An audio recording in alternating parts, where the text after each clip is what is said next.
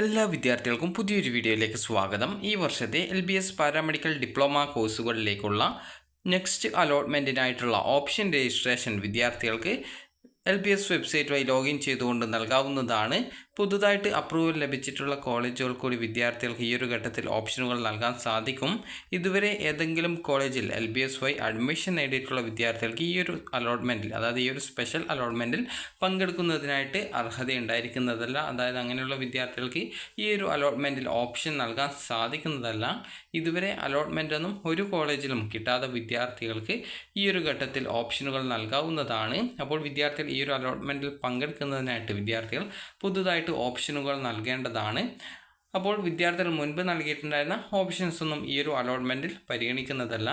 അപ്പോൾ ഈ ഒരു പത്രക്കുറിപ്പ് പ്രകാരം ഇതിൽ നൽകിയിട്ടുള്ളത്, അതായത് പുതുതായിട്ട് അംഗീകാരം ലഭിച്ചിട്ടുള്ള കോളേജുകളിലേക്ക്, അതായത് സർക്കാർ സ്വാശ്രയ കോളേജുകളിലെ ഒഴിവുള്ള സീറ്റുകളിലേക്കും അതുപോലെ തന്നെ പുതുതായിട്ട് അംഗീകാരം ലഭിച്ചിട്ടുള്ള കോളേജുകളിലേക്കും പ്രവേശനത്തിനായിട്ട് ഓൺലൈനായിട്ടുള്ള രജിസ്ട്രേഷനും, അതായത് ഓപ്ഷൻ രജിസ്ട്രേഷനും അതുപോലെ അലോട്ട്മെൻറ്റും നടത്താൻ നിശ്ചയിച്ചിട്ടുണ്ട്. ഇതിൽ പങ്കെടുക്കാൻ താല്പര്യമുള്ള റാങ്ക് ലിസ്റ്റിൽ ഉൾപ്പെട്ടിട്ടുള്ള അപേക്ഷകർക്ക് പുതുതായിട്ട് കോളേജ് അതുപോലെ തന്നെ കോഴ്സുകൾ എന്നിവ നിങ്ങൾക്ക് LBSൻ്റെ വെബ്സൈറ്റിൽ ലോഗിൻ ചെയ്തുകൊണ്ട് നിങ്ങൾക്ക് ഡിസംബർ 22 മുതൽ, അതായത് നാളെ മുതൽ ഡിസംബർ 26 വൈകിട്ട് 5 മണി വരെ LBS വെബ്സൈറ്റ് വഴി സമർപ്പിക്കേണ്ടതുണ്ട്. അതുപോലെ തന്നെ മുൻപ് സമർപ്പിച്ച ഓപ്ഷനുകൾ പരിഗണിക്കുന്നതല്ല.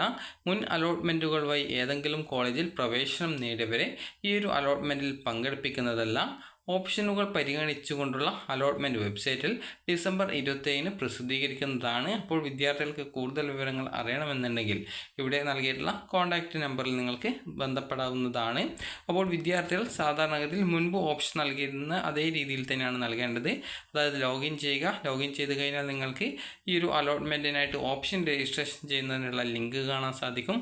അതിൽ ക്ലിക്ക് ചെയ്ത ശേഷം നിങ്ങൾക്ക് വേണ്ട കോളേജുകൾ ഓപ്ഷനായിട്ട് നൽകാവുന്നതാണ്.